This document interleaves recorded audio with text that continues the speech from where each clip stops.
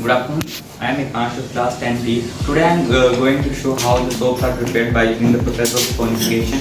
For the preparation of soap, we have to take any vegetable oil and heat it on the burner.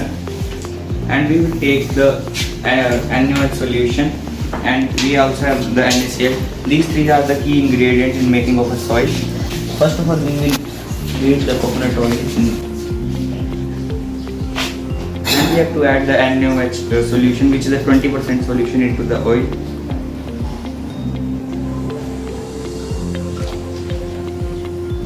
Here we see that it changed into milky liquid. Now we will stir it.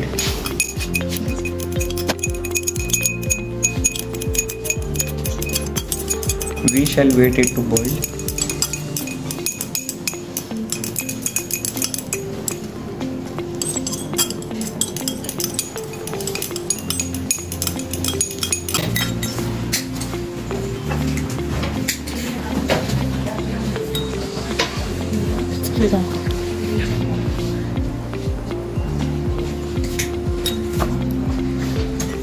So after taking these precipitate, we will give it any shape which we desire, and this will form a soap like this.